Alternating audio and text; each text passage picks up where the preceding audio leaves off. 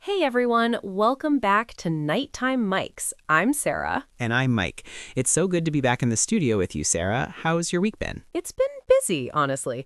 I've been staring at my computer screen for hours trying to plan a weekend getaway. It's a bit overwhelming. Oh, I totally get that. Planning is half the work, right? Where are you thinking of going? Just a quick trip to the coast, nothing too crazy, but the hardest part hasn't been picking the destination, it's been booking the hotel. There are just so many options, and I keep second guessing myself. That is the ultimate struggle. Booking a hotel room used to be simple, but now it's like a full-time job. You have 20 tabs open, comparing prices, reading reviews that contradict each other. It's a lot to take in. Exactly. And that's actually what I wanted to chat about today. Since we're both into travel, I thought we could dive into the whole process of booking a hotel. You know, the tips, the tricks, and the absolute nightmares we've run into. I love that idea. I've definitely had my fair share of hotel horror stories and some pretty big wins, too. Where do you usually start when you're looking for a place? Well, I usually start with the big booking websites. You know the ones, the aggregators. I like being able to see everything in one list. But lately I've been wondering if I'm actually getting the best deal that way. What about you? Do you use those sites or go straight to the hotel website? It's funny you ask. I used to always use the big search engines because they're so convenient, but I recently figured out a little trick. I use the search engines to see what's available, and then I actually go to the hotel's official website. Sometimes they have a best price guarantee, or they throw in free breakfast if you book directly with them. Oh, really? I didn't know they did that. I always assumed the big sites had some kind of exclusive discount. Sometimes they do, but hotels actually hate paying the commission to those big sites. It's usually like 15 or 20%. So if you go directly to them, they're often happy to give you a better deal, or at least a better room. That makes so much sense. I'll have to try that for my coastal trip.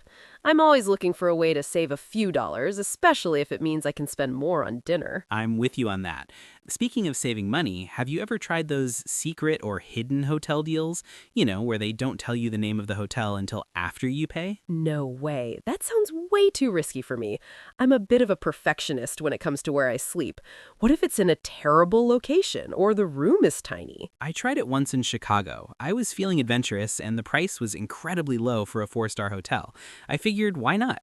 It ended up being this amazing boutique hotel right in the city center. I felt like I'd won the lottery. Wow, you got lucky. I don't think my nerves could handle that. I need to see the photos of the bathroom and the view before I click confirm. I spend way too much time zooming in on the pictures of the carpets to see if they look clean. The carpet test. That's hilarious, but also very smart. You can tell a lot about a hotel by the state of its carpets. If they look like they haven't been vacuumed since the 90s, I'm out. Right? And the reviews, don't even get me started on those. I find myself reading the one-star reviews first just to see what people are complaining about. Oh, I do the same thing, but you have to be careful, right? Some people complain about the weirdest things. I once saw a 1-star review because the hotel didn't have enough types of herbal tea at breakfast. Seriously? That's so petty. I usually look for patterns. If 10 people say the Wi-Fi doesn't work or the walls are paper thin, then I know it's a real problem. But if someone is just mad about the tea selection, I can usually ignore that. Totally. It's all about filtering the noise. One thing I've struggled with lately is all the extra fees that come up at the end. You think you found a room for $100, and then by the time you reach the checkout page, it's $150 because of resort fees or service charges. That is the worst. It feels so dishonest. It's like they're trying to trick you. I've started looking for the total price filter right at the start so I don't get my hopes up. It's so frustrating when you've spent an hour falling in love with a place only to realize it's way out of your budget. I know, right? It's a total bait and switch. And don't forget the parking fees. In some big cities, parking your car at the hotel can cost almost as much as the room itself. No way. That's insane. I usually travel by train if I can, but that's a great point for people who drive. I guess you really have to do your homework and read the fine print. You really do.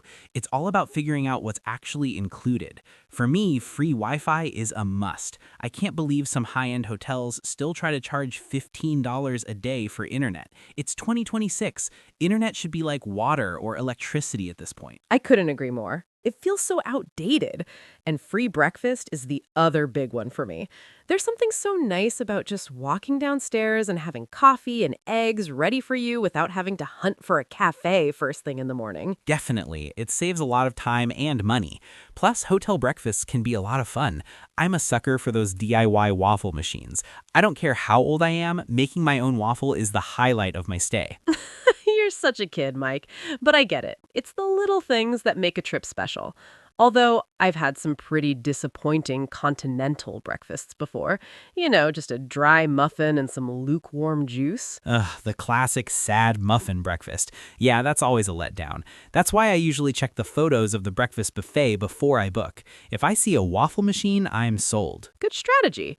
So once you've picked a place and you're ready to book, do you usually go for the non-refundable rate to save money, or do you pay a bit extra for flexibility? That's a tough one. If I'm 100% sure about my plans, I'll take the cheaper, non-refundable option. But lately, with how unpredictable things can be, I've been leaning towards the flexible rates. It's worth the extra $20 for the peace of mind. I'd hate to lose all that money if I had to cancel at the last minute. I'm with you on that. I actually had to cancel a trip last month because I came down with a bad cold, and I was so glad I had chosen the cancel up to 24 hours before option. I would have been so upset if I'd lost that money. It really pays to think ahead. It really does. It's all about managing risk. And honestly, sometimes if you just call the hotel directly and explain your situation, they can be pretty understanding, even if you have a strict booking. That's a good tip. I think people forget that there are actual humans working at these hotels. It's not just a computer system. Being friendly and polite can go a long way. Absolutely. I've actually gotten a few room upgrades just by being nice to the person at the front desk when I check in. I'll just ask, hey, do you happen to have any rooms with a better view available today? And sometimes they'll just give it to you for free if the hotel isn't full. No way. Does that actually work? I've always been too shy to ask. I feel like I'm being pushy. It's all in the delivery. If you're polite and casual about it, the worst they can say is no. But if you don't ask, the answer is always no. I've stayed in some incredible suites just because I decided to speak up. Okay, you've convinced me. I'm going to try that on my next trip. Excuse me, kind person, do you have a room that doesn't look at a brick wall? Exactly. A view of something, anything would be great. Speaking of rooms, do you have a preference for which floor you're on? I know some people hate being near the elevator because of the noise. I definitely prefer a higher floor. It's usually quieter and the view is better. Being right next to the elevator is a nightmare, though. You hear the ding and people talking all night long. I always try to put in a request for a room away from the elevator and the ice machine. The ice machine, I forgot about that. Those things are surprisingly loud in the middle of the night. It sounds like a rock slide right outside your door. It really does. And what about the room types? Do you usually just go for a standard double or do you look for something specific? Since I usually travel with a friend or my sister, I always look for 2 twin beds. But sometimes the hotel website says twin room, and then you show up and it's just one big bed with 2 blankets. Oh man, I hate that. That is so awkward. You have to go back down to the lobby and figure out how to swap rooms, and sometimes they tell you they're fully booked. It's happened to me before. We had to share a bed, and let's just say it wasn't the most comfortable night's sleep.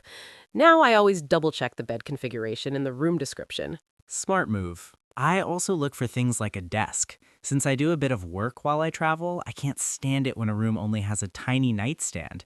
I need a proper space to set up my laptop. That's fair. I'm more about the vibe of the room.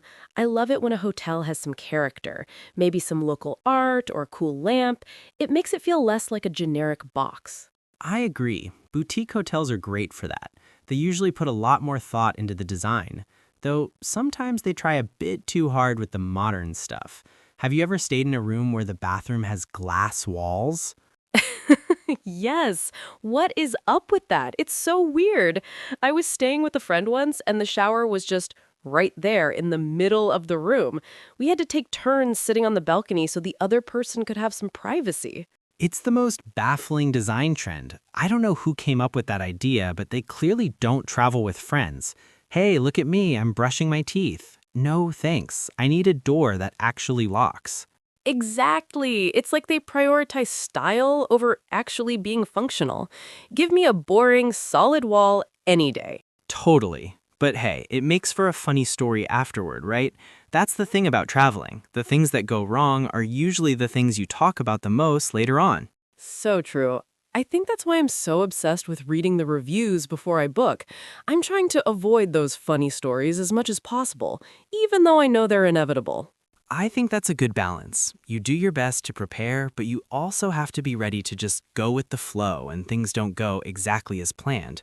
Like if you show up and they've lost your reservation. Oh my gosh, don't even joke about that. That's my literal nightmare. I always keep a digital and a printed copy of my confirmation, just in case. That's actually really smart. I've had a situation where my phone died right as I was checking in, and I couldn't remember the booking number. It was so stressful trying to find a charger in the lobby while the receptionist just stared at me. Oh no, see? That's exactly why I'm a paper person when it comes to travel documents. It feels a bit old-fashioned, but it's saved me more than once. I've definitely learned my lesson. Now I make sure I have everything organized.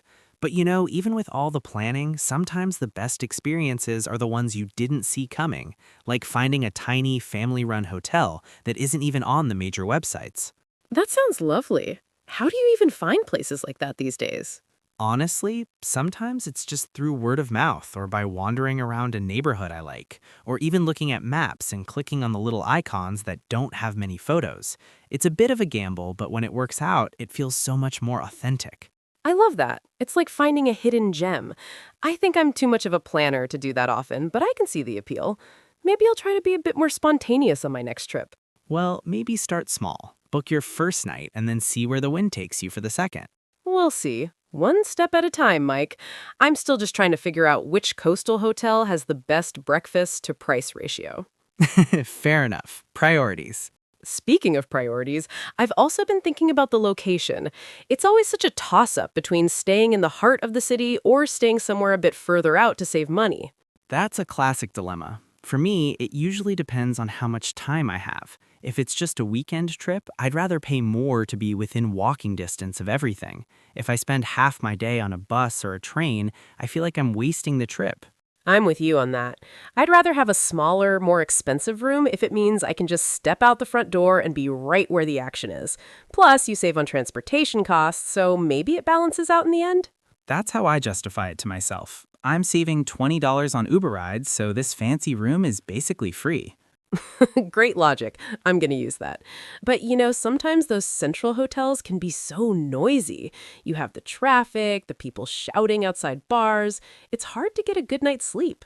That's true. I've started packing earplugs and a sleep mask in my travel kit. It's a game changer. You can stay in the middle of Times Square and sleep like a baby if you're prepared.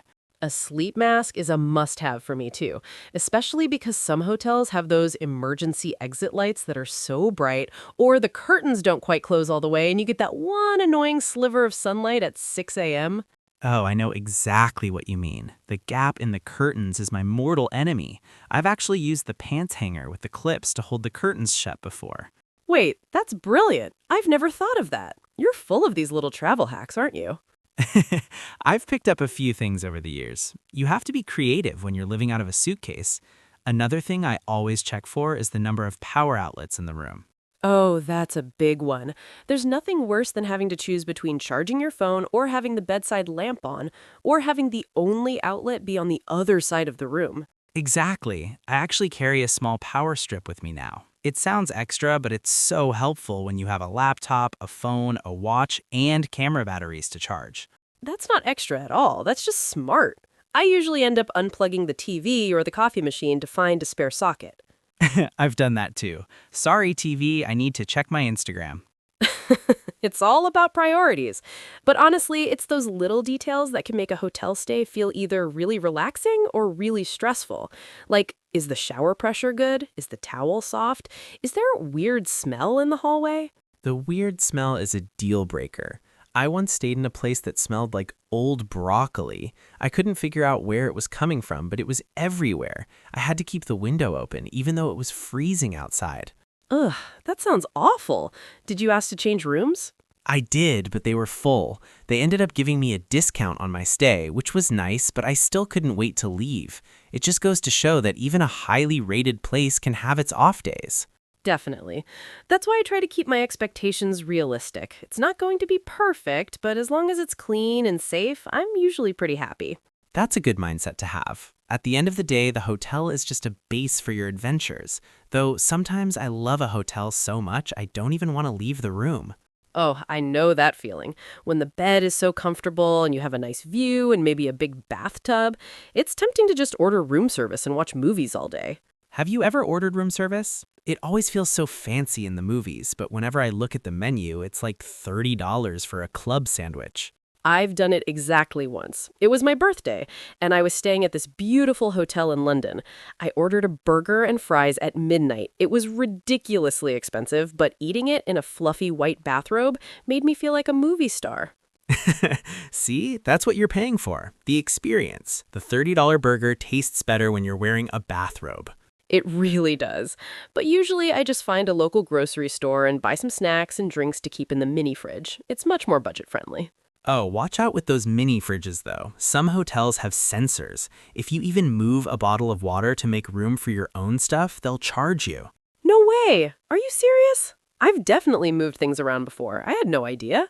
Yeah, it's a bit of a trap. I always check for a little sign or just ask at the desk now. They're getting really sneaky with how they make extra money. That is so good to know. I'll be much more careful from now on. I don't want to see a $10 charge for a soda I didn't even drink. Exactly. It's all about being aware. But hey, don't let it put you off. Booking a hotel and going on a trip is still one of the best feelings in the world. The excitement of checking in, getting your key card, and opening the door to a new room. I love it. I do too. There's that moment of anticipation right before you see the room for the first time. It's like a little surprise. And if the room is great, you just feel this instant sense of relief, like, okay, my vacation has officially started. Totally. So, Mike, if you had to give one piece of advice to someone who is about to book a hotel room, what would it be? Just one. I'd say read the recent reviews, but don't let one bad experience scare you off. Look for the overall trend. And if you can, call the hotel directly. You might be surprised at what they can offer you that isn't listed online. That's great advice.